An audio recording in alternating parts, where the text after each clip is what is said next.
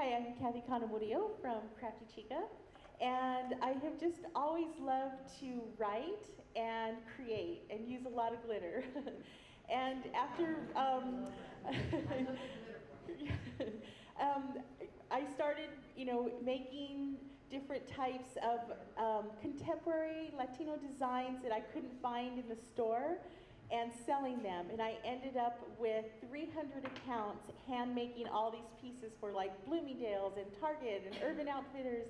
It got to be too much. I went to work at the paper and they asked me to write a craft column. And I started writing the craft column and it got syndicated by Gannett News Services and started running in hundreds of papers all over the country. And I got so excited that people were reading my craft column that I decided to start Crafty Chica. And the name just came to me. I was in the middle of writing a movie review on Deadline, and it was like, oh my God, Crafty Chica. And I immediately went and bought the URL. So there's tip number one. As soon as you think of a great name, go buy the URL immediately, because if you search it up and go buy it later, the search engines, they can get that cookie and the price will go up, or someone else will take it, and it will be more expensive later. So buy it as soon as you think of it. And that was in 2001, and I just started sharing pictures of everything that I made, sharing the experience of being working full-time and having a musician husband and our art business and crafting. And soon after, I got my first book deal, and to date I've written 9 books. 2 of them now I'm writing women's fiction novels. And I've done a web series for Lifetime, and the point is that I just took something that I loved and was very strategic and followed through on taking actions to make sure that I could have a viable career out of it. Sure. Hi, everyone. Albertos Story. I've been with Univision for almost 10 years now. I used to work also at SBS together with Bill a while back. And I do quite a few things. My main job is as a Monday through Friday radio host on Amor 107.5 in Miami. And I would say it has evolved, and I'm very appreciative of the fact that I can talk about my experience creating and building my own brand, because I believe that being with Univision has also allowed me to enjoy the best of the platform, have a wonderful job, but at the same time be able to pursue my passion. A few years ago, probably a little over 8 years ago, I was going through this really difficult moment. I've been doing radio for many years, and I saw myself, be working for the same company, but they canceled my show. It was a brand new show that they canceled because of a lot of interesting reasons. At the same time, I was still with the company, of course, but then, I had broken up with a girlfriend of many years, and then the biggest, blow of my life was that I lost my mother to breast cancer. And it was just a really tough moment in my life where I wasn't really necessarily looking for anything, but just maybe, looking for something that would just get me up in the morning, like some Cuban coffee, just to make it through the day and kind of like go through, a lot of losses.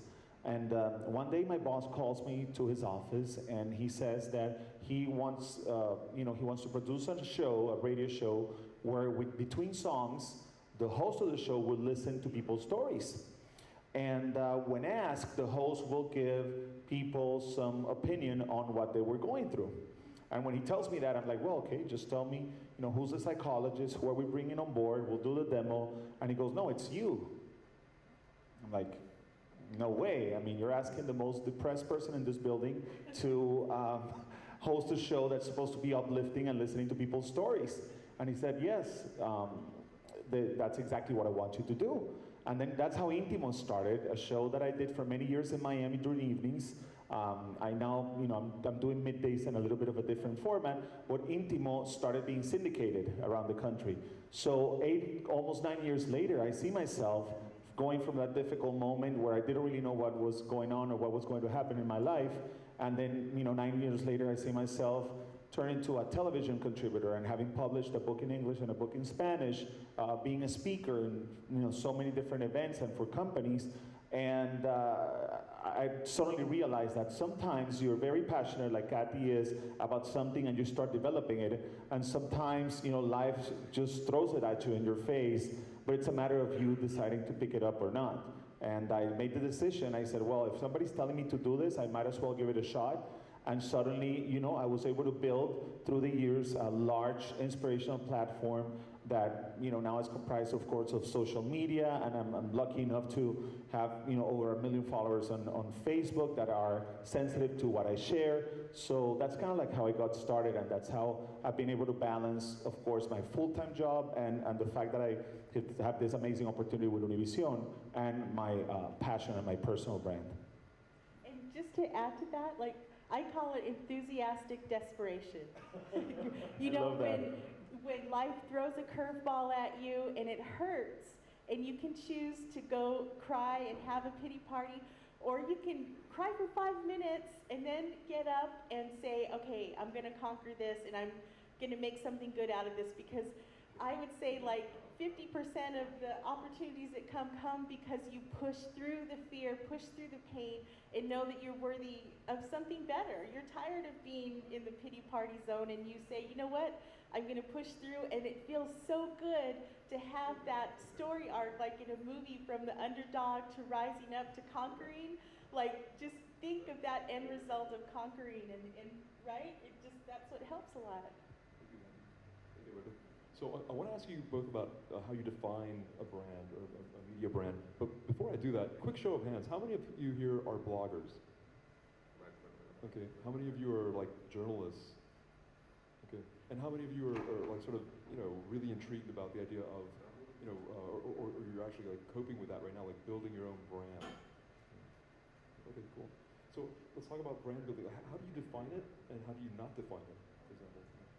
Well, I think it helped coming from that journalism background and knowing how a feature section worked, but you don't have to have a journalism background. Pick up your favorite magazines that speak to you and look and see what the tone is, what the font face. This is one thing with a brand.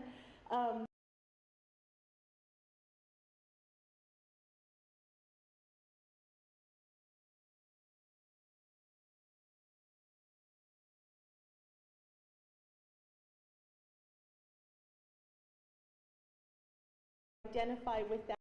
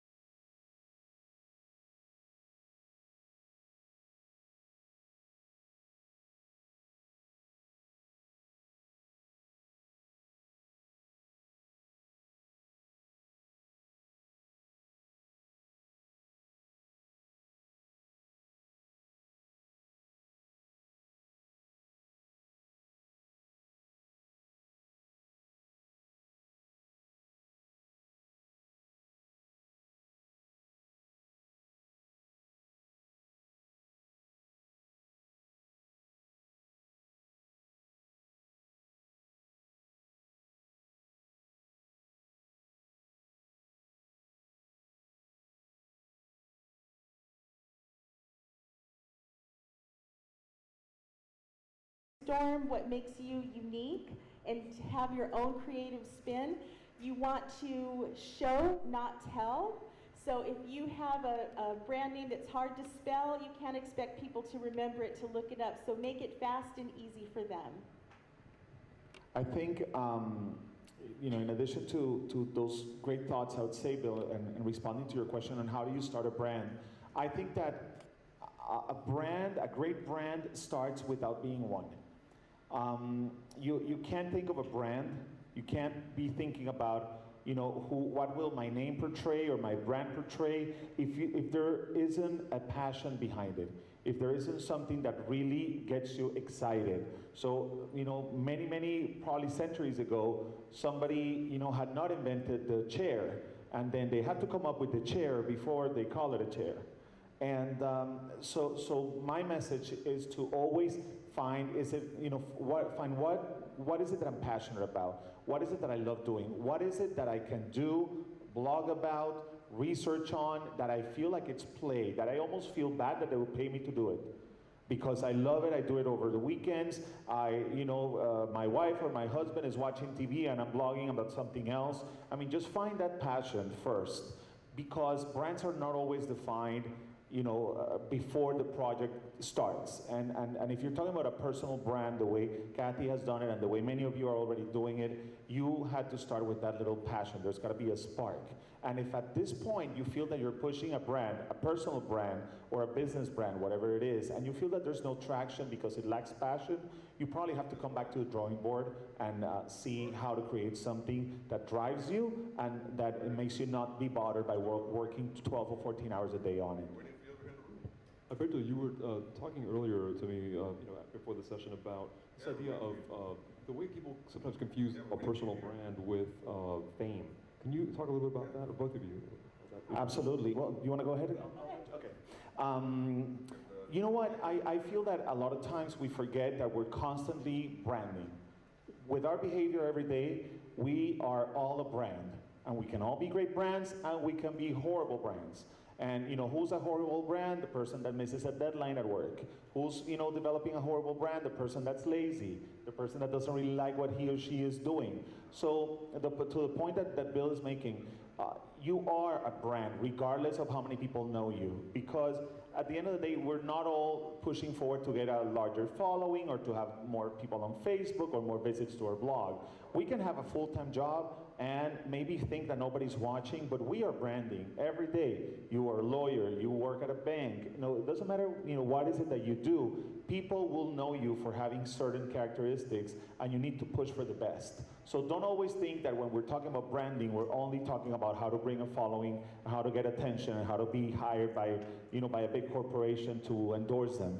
So, think about your next job. Think about that opportunity that you're looking for to be promoted to a manager, to a supervisor, to a director.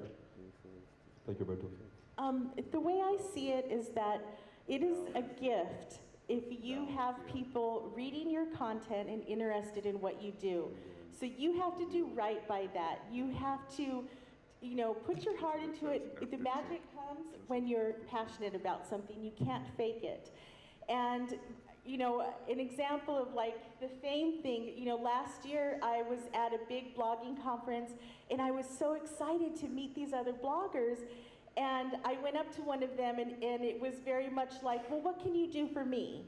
And it just struck me I don't know, I just wanted to hug you, So, I mean, you always have to remember that the first thing is about it's about people and that connection and inspiring each other, and that's where the magic happens, and then that's where the opportunity, success, money, all of that follows. But the foremost thing is you have to love what you do and be excited to share it to everybody. Yesterday, Don Francisco said the word of the day is inclusion. You want people to feel like they are invited and welcome to your world, whether if you're at the grocery store. And let me tell you, that's such a good example of remembering that it happens 24/7, because one time I ran into Home Depot just to get some paint. I was working on a project, and I saw one of my former newspaper editors, and I had my pants on inside out because I was so excited to paint, and I'm like, I ran out of paint, I'll be right back. And I just threw on my clothes that weren't paint clothes. I should have left my paint clothes on. And he's like, oh, I'm so happy for you. Are your pants on inside out? And I was like, I don't even want to look at my pants. But it's just to remember that you're always kind of on, and you always have to just stay true to that.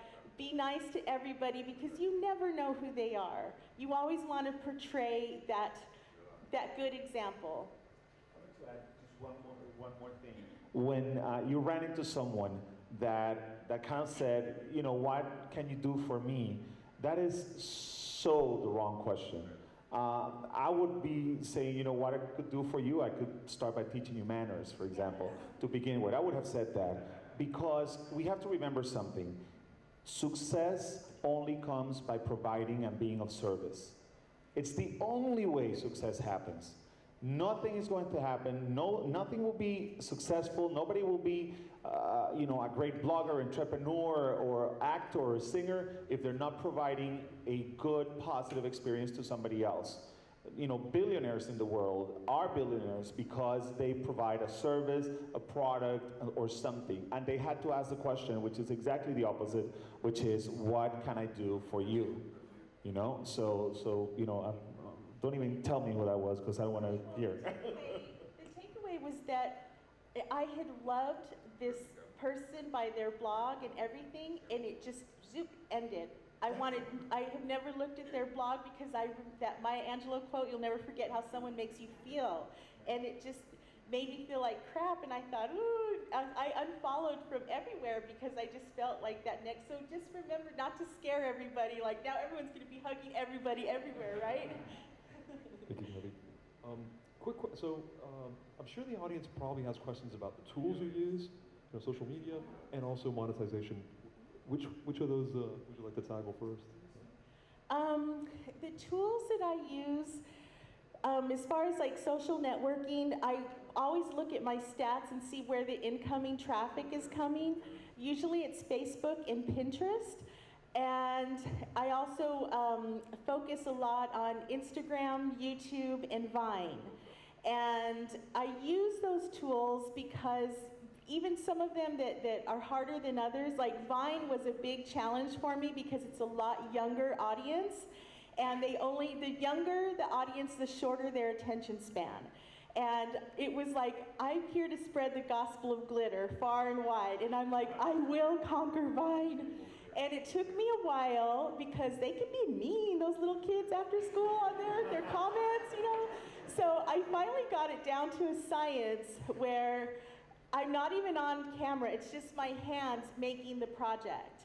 And now I'm at 15,000 followers on there. Like I end up on the popular page every day and I put music to it. I go to iTunes and I look at the top 10 songs and I get 6 seconds and put that to it.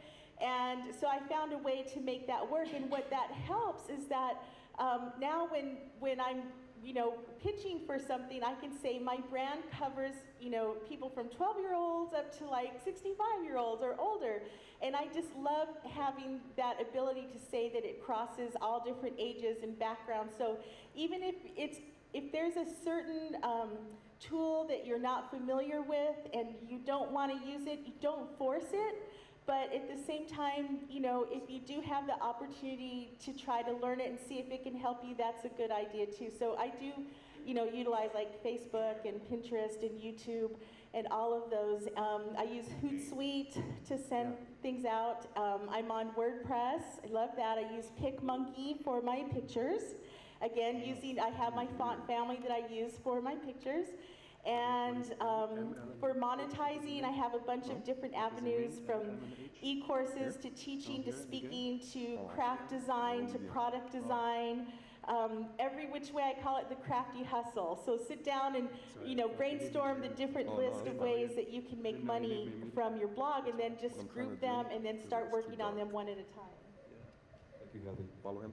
So I use a little bit of everything, but I have to be mindful and grateful for the platform that Univision gives me. I mean, again, everything started while I was already working at Univision, and I was just able to capitalize on that. So my first message regarding your platform and your tools is reach for those things that you have available that you may not see. I mean, Kathy was talking about how she pitched something to a newspaper where she worked at already. I mean, just look at your environment, you look at your contacts. Try to find anything that's familiar that could help you grow your brand, get more customers, do whatever it is that you're trying to do, but don't try to reach so far, don't make it complicated for you. Try to go for little steps, stuff that you have close to you. Of course, I have Univision, which is an amazing platform. They gave me the opportunity to host a show. I get to be on Despierta America with some frequency now.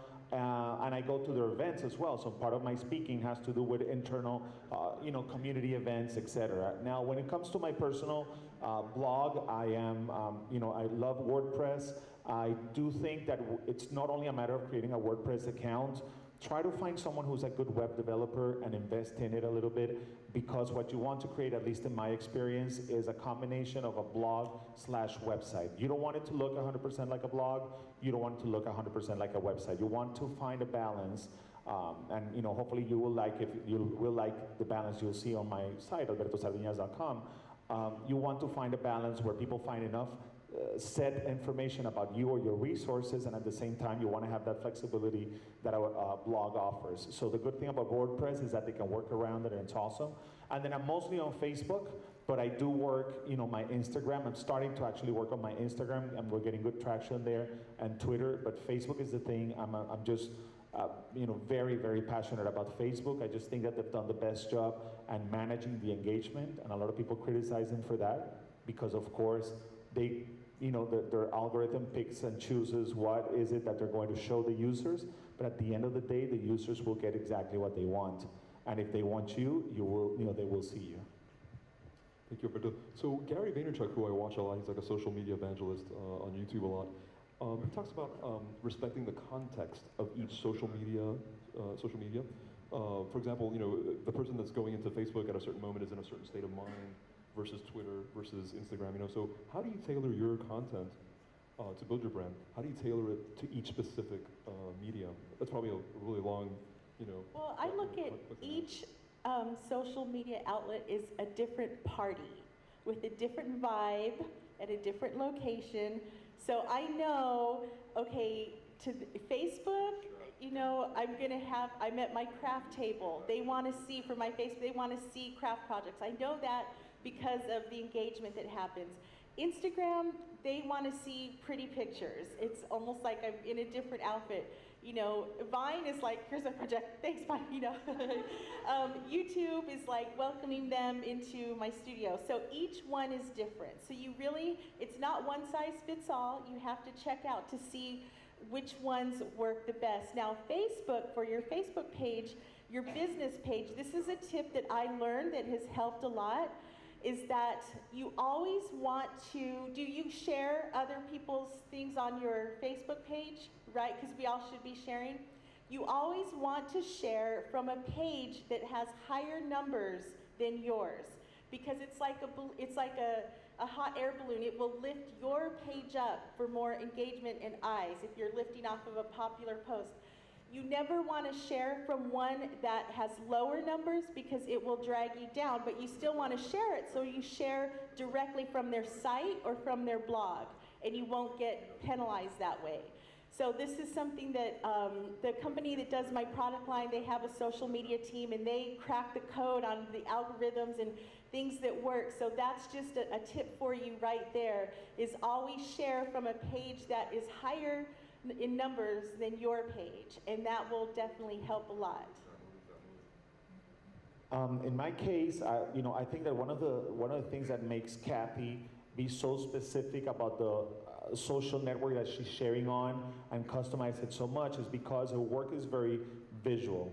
I mean, you want the pretty pictures, but you also want, the how to do it. I'll give it to you in 6 seconds, I'll give it to you in 15 seconds, I'll give it to you in 2 minutes, right? So the platforms that she's on are very adaptable. In my case, I'm more about, self-improvement in a way. I mean, the main target of my blog and my followers are, first of all, 80% women. A lot of them, are looking and anxious to improve their lives in many ways. We talk about relationships a lot. We find research studies, and we aggregate content from other websites, which people thank me for. Some people go, "Oh, you're picking it up from somebody else." Yeah, but I'm giving them credit and driving traffic to them. So for the most part, everybody seems, to be very thankful about it.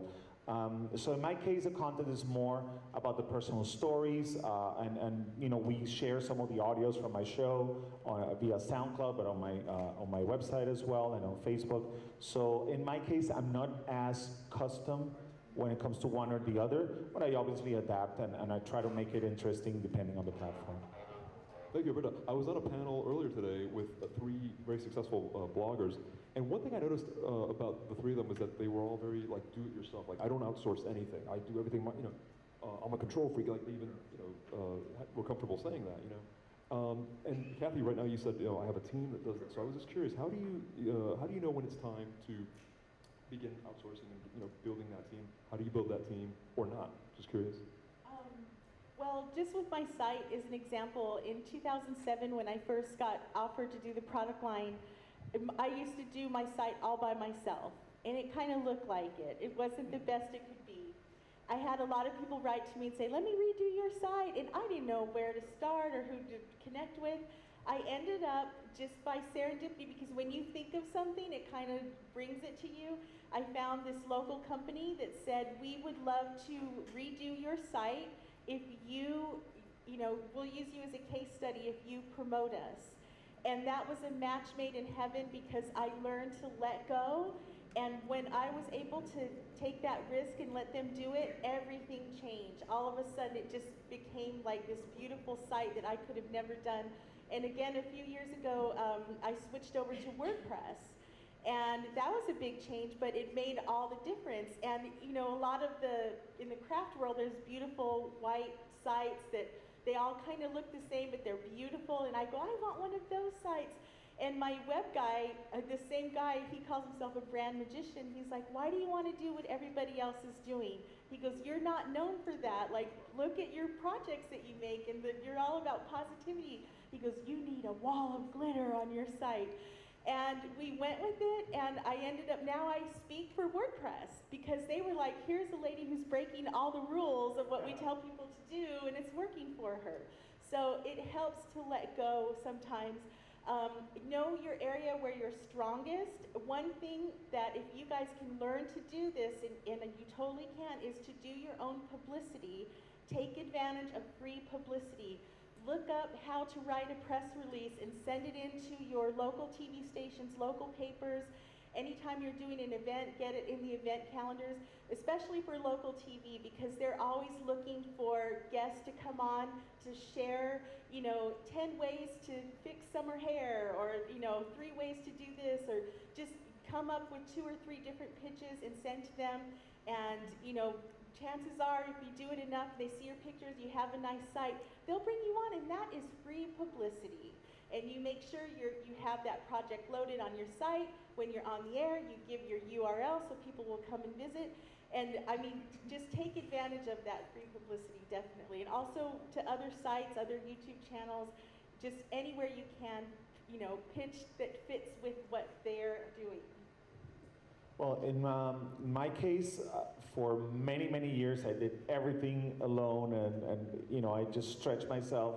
I have a full-time job, so I would come home at night and spend some time with my wife, and then when I would see her, she was kind of falling asleep. I would just start my computer again and just keep going with with my personal project, to make sure that I had a blog, to make sure I had my social media updated and everything. So I still kind of do that because I'm just passionate about it. Every minute that I'm not at Univision or with Univision, I'm trying to work on responding to Facebook requests and everything else. Now, as of last year, I did start looking for some help, but I think you have to be very careful, because you don't want to, you don't want to be a control freak, but you don't want to let go completely. Remember that at the end of the day, your personal brand is yours and nobody else's, and you're portraying and you're responsible for the message that somebody else posts. So I do have a team of freelancers that support everything I do. I have my web designer that constantly has to update the structural part of it. I have a community manager who finds content for me, pressures me for, we need your next post, we need your next video. He's constantly pushing me, and we're constantly discussing what is going on Facebook, on Twitter, and on the website. And then I have somebody who helps me with, with scheduling and everything else. And these are all freelancers. I'm not in a position where I can, just hire a whole bunch of full-time people, but I do have some help, and I highly recommend it. And you will feel when that's appropriate. One thing I do, I use a college intern, and this worked out fabulously because, it's hard to think, where do I even start to bring someone on and tell them what to do? So I took a blog post idea that I wanted, and I told her, okay, I want a blog post on this. It was kind of like her job interview. And that way I could tell how familiar she was with photo-sizing the questions that she asked me. And she put it together. She had a rockin' headline. She's like, what is the width you want on all these photos? I'm like, I love you, because you know, she already knew the game. And I'm like, she's the person I want to work with. And so I do pay her a small monthly fee, but she in Change she's learning a lot for her. So I'm mentoring her on launching her own blog. So it's another win-win kind of situation, and she helps me run my Facebook page, and she'll do my blog roundups. I have a young guy doing music posts for me, because I want to keep a fresh, young state of mind. You have to always invest in new, and I thought, well, who better than to have this 21-year-old Latino music lover tell us who are your favorite music artists right now. And so people love that column. And so people go, how do you fit with this 21-year-old guy doing your music? And I go, well, we all love his choices. So you have to be able to embrace new and let go of things so that it helps your readers grow too. Thank you, Kathy. So it's kind of ironic. I'm here moderating a panel on personal brand building, and I forgot to mention my name and the fact that I'm with Hispanicize Wire. I'm Bill Gatto, and it's a division of Hispanicize. And Kathy mentioned the idea of distributing press releases, and we have a special, for any attendee, one free press release distribution through our wire. So, that can help you, with your brand building. So, okay, so I want to get back to, I want to leave time for you guys to ask your questions, guys and gals, to ask your questions. I should probably speak closer to the mic.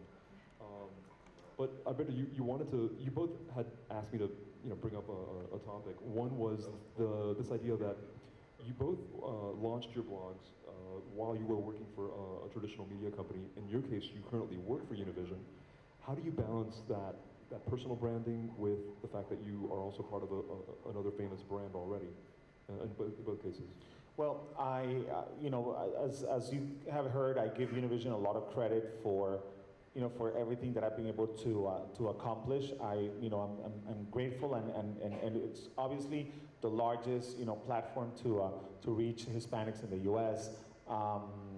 So what happens, Bill, is that first of all, I walk around and I'm part of Univision, and I keep that in mind. I mean, you want to keep that in mind because at the end of the day, I'm representing the company in anything I do and everywhere I go, and we kind of like make sure that we're walking the correct line with that. But at the same time, Univision has allowed me to grow in other things, and and they have allowed me to become a public speaker, and they have invited me to be part of their new platforms, their digital platforms, their social media, Univision's content strategy for video.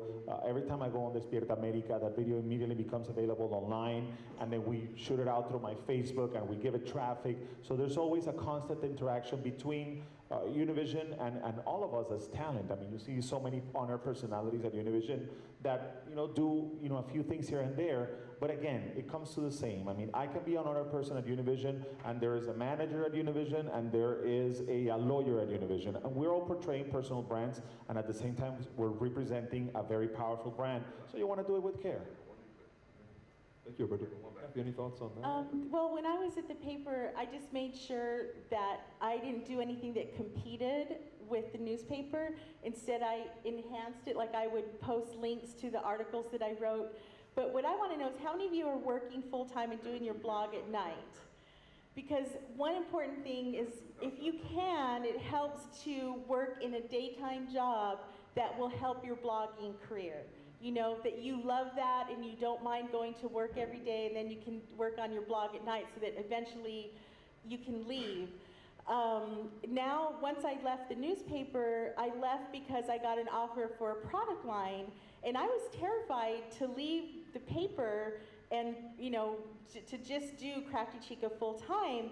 And I thought, well, why not? I'm just going to ask this company put together an exclusive national spokesperson role, and said, if you hire me on salary, I'll be your exclusive spokesperson. I'll only use your products on Crafty Chica, and that way they said yes. So now it's like going on 7 years of doing that, and so I am a spokesperson for them, so I make sure that everything I do, it's all Crafty Chica, but it's also respectful to that company too. So I don't use any competitor products or anything like that, and I promote them as much as, they're called I Love to Create. I like that name. So it's just a matter of being respectful and making sure that everything you do, helps them too. Awesome. Kathy, you wanted to talk about tips for them in terms of mistakes. Like, what were some of the mistakes that you made early on, or just general tips for them in terms of what to avoid? Well, I think early on is thinking, nobody is reading this. I don't care about my grammar or spelling or if I have a blurry photo.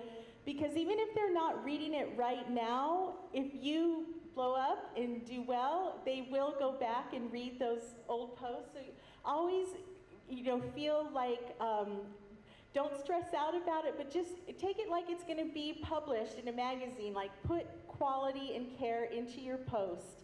And if you don't want to share it with the world, put it on draft so that until you feel comfortable with it. Because now I can look back at old posts where I'm like, I'm going to keep this raw and all lowercase, and I don't care about, punctuation. And now I'm like, oh my gosh, when I look back. So always be on point with your quality and with your pictures and everything. And don't feel like you have to say yes to every opportunity. Learn how to manage your opportunity. It goes back to your mission statement. Where do you want to go with your business?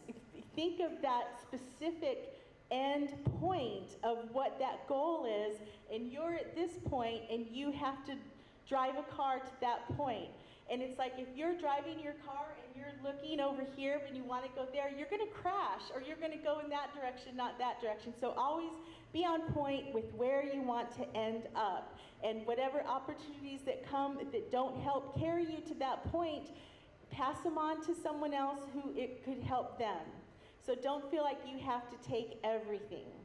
Kathy, can you give an example of something that has been offered to you that you were like, that's not part of my brand, Oh yeah, just like, with some in the craft industry, I've had people say, we want to do a product line with you with such and such product. And I'm like, well, I don't really use that. It doesn't really fit with what I do, and I don't want to force it. I've had, brands come and say, we want to do a diaper challenge with you. And I'm like, oh, my readers are not really, they don't deal with diapers unless we make a cake or something.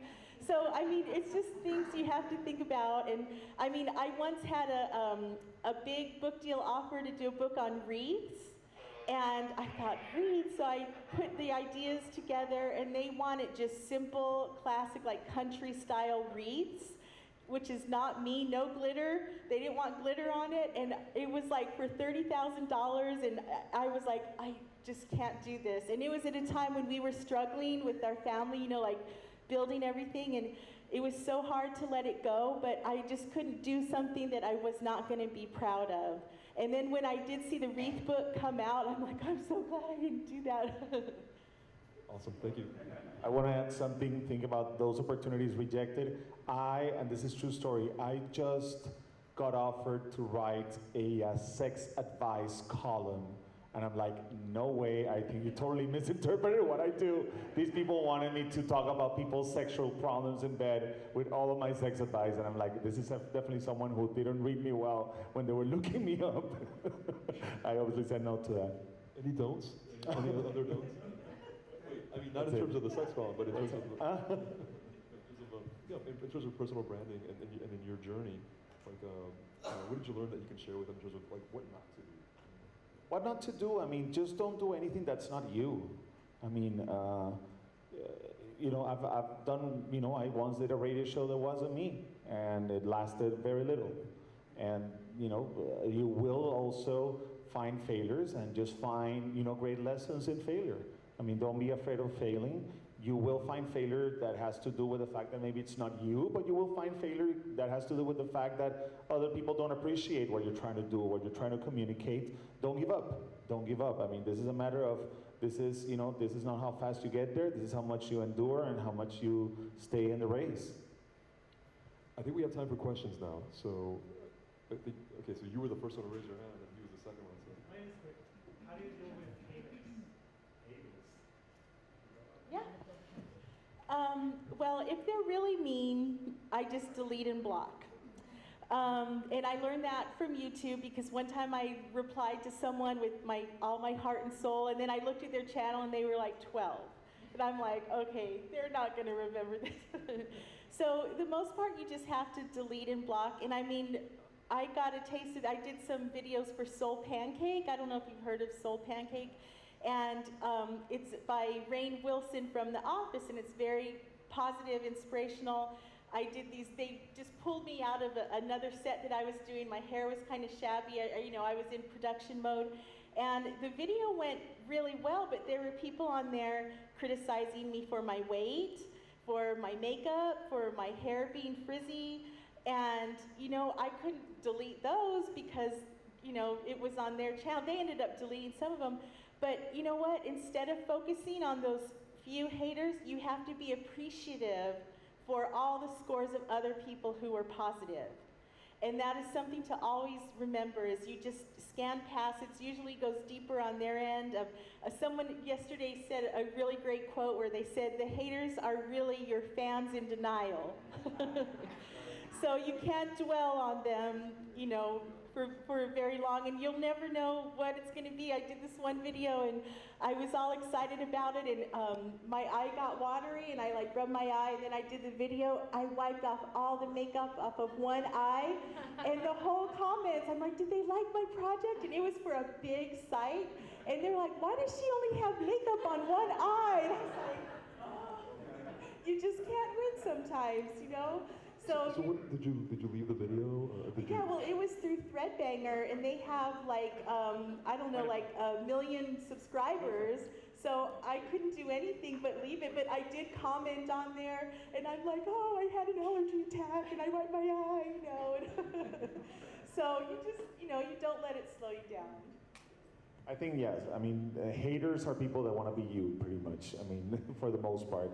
And you will get a lot of haters. The larger your fan base or your followers are, the larger the opportunity and the chance that people will not like what you're doing. But you chose to be out there, and you have to deal with that. And don't pay attention. I mean, really, you can delete them if it's something that you could do. I mean, I'm not afraid of blocking and banning people on my Facebook page that become aggressive towards me or towards another follower that they don't use the appropriate language. But overall, I mean, you will find them, and let haters teach you something. Always let haters teach you something, not by what they say, but by how you handle them.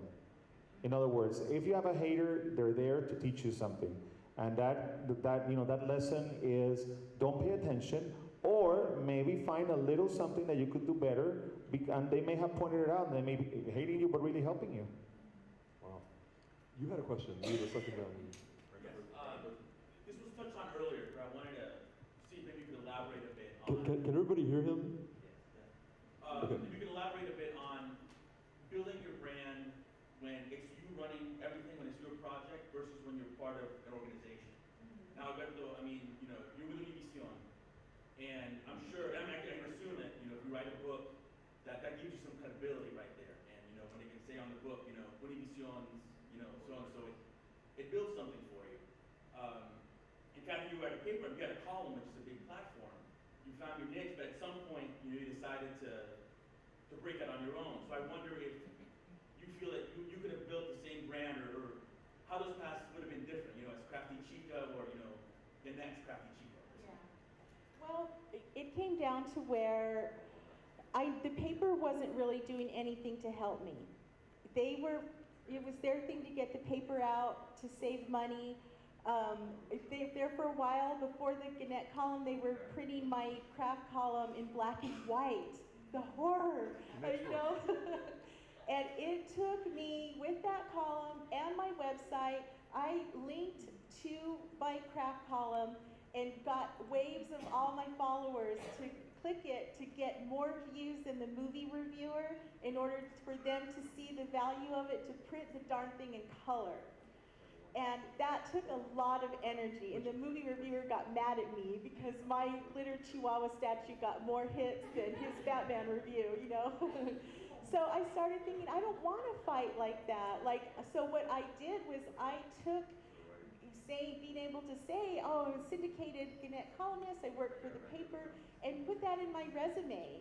and to move forward. And I mean, sometimes things aren't the best situation. This past year, I had a product line out at Michael's. I've had it there a few years.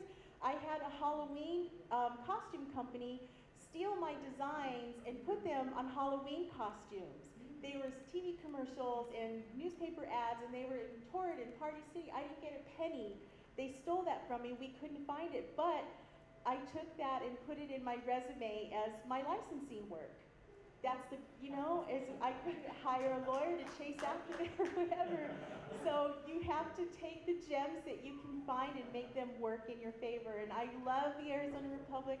I had some great editors that helped me, but they couldn't help very much. It was up to me, like Louis said at lunch, we have to make our own opportunities and take control. We can't expect people, don't expect anything from anybody. And this is the middle child in me speaking out. You have to do it on your own, and whatever help comes, it's a bonus. To add to that, what's your name? Mariano. Si la vida te da limones, hay que hacer limonada. Esa es that's my phrase, and if somebody would have registered that, they would have made a lot of money with that a long time ago.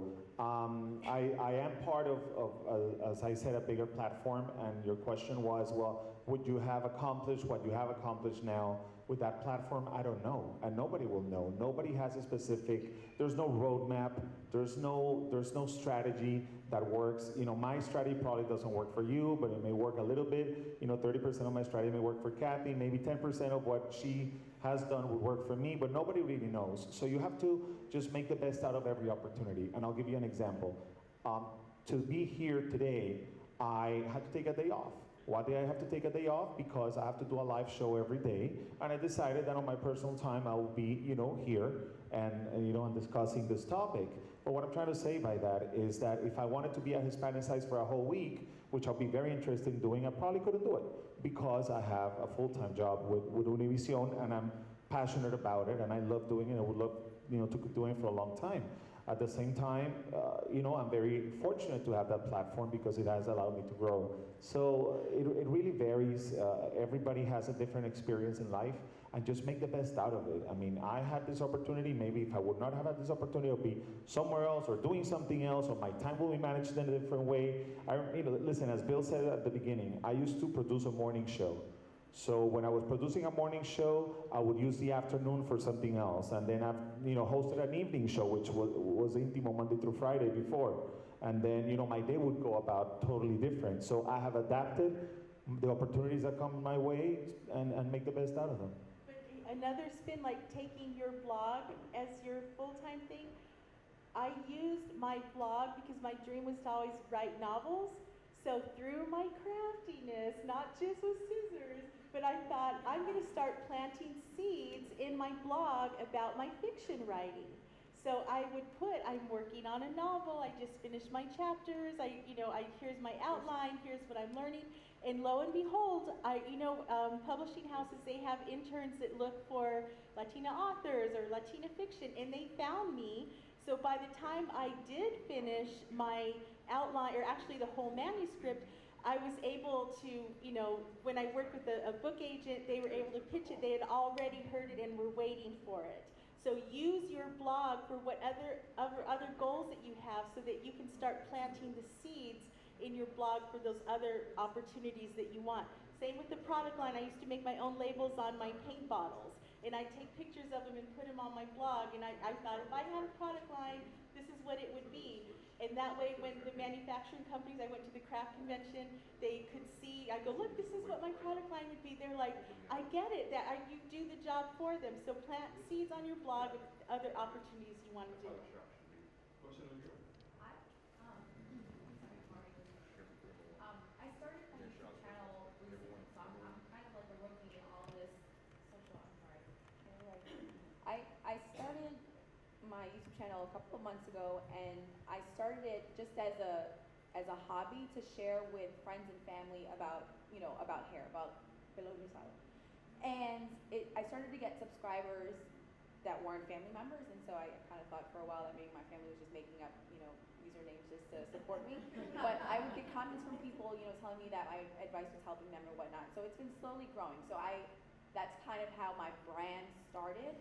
But I came to Hispanicize with the intention of learning how to grow that brand, but now I've kind of found myself in a dilemma, not a bad, it's kind of an exciting dilemma, because now I have all these other ideas on what I've always been passionate about, and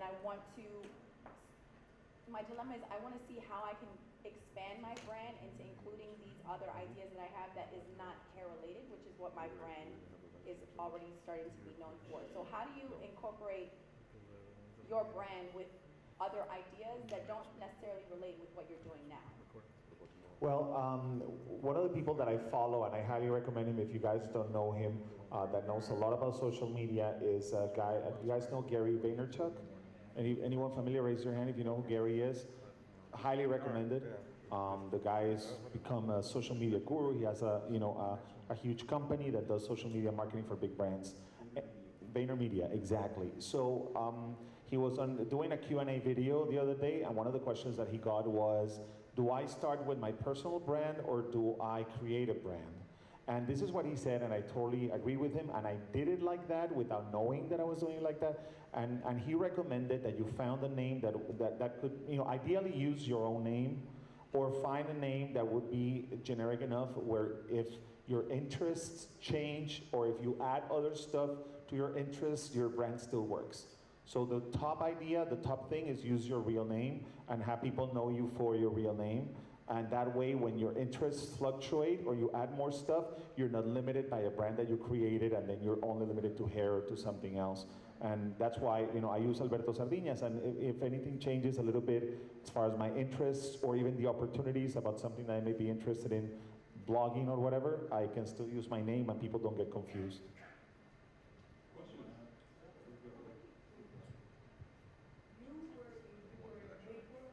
You're in a newspaper, columnist, blogger, you're a crafty chica.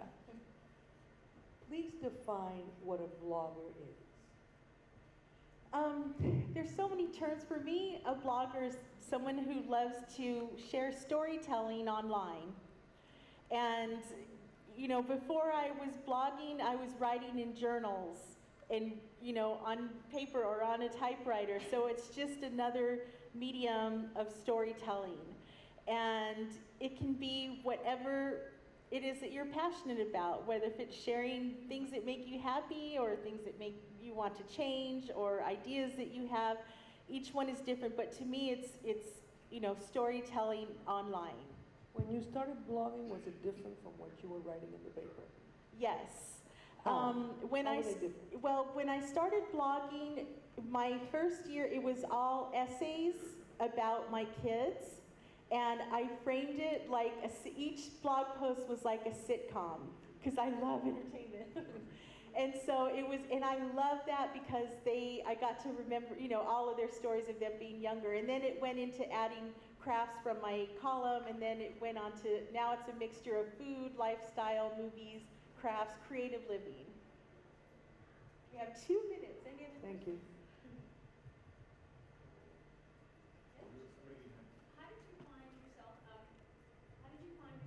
Maintaining a level of privacy when you were building your brand, your media brand?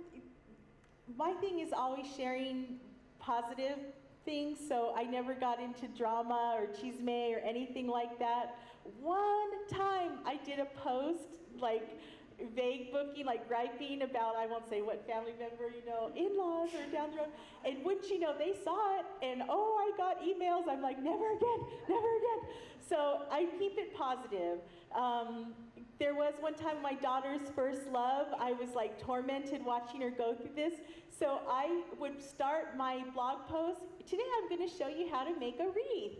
And then the next paragraph, oh my God, he's such a jerk, you'll never believe what happened. That way on the SEO, it didn't pick up the juicy stuff.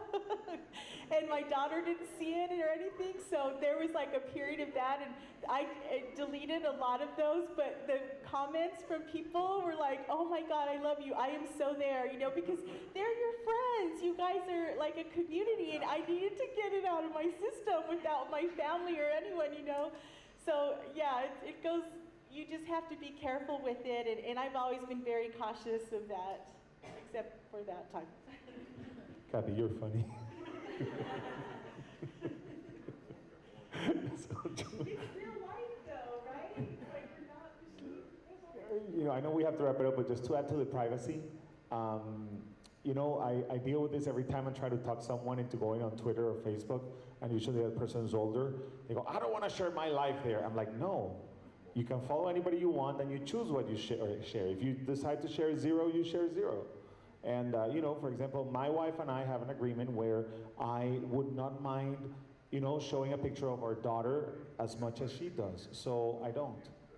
I mean, and I understand, and we agree to disagree, and she doesn't feel comfortable with our 1.5, you know, 20-month-old daughter to be on my Facebook with 1.2 million people, and I get it. And then, you know, you see other people like, you know, Shakira, who has 100 million, and she does post pictures of the baby, and I would have to be mindful of that, and, you know, I respect, so we come to, you know, to terms as far as privacy, but at the same time, I make sure that people know how I feel, and I share as much as I can so people can connect with how I'm feeling during some other personal circumstances, and you find your balance. And you have to be aware that you can't control how people, when they read it, the context they take from it. So you put it out there, lay it out the best way, and just know that someone can pick up one sentence and take it a whole other direction. So you just always kind of have to be aware of that too. Thanks to all of you for being here. Clayton, how you doing, man? Met him last night, the Unfriended event. So thank you so much for being here, and round of applause for Albertos Story and Kathy. It's a pleasure.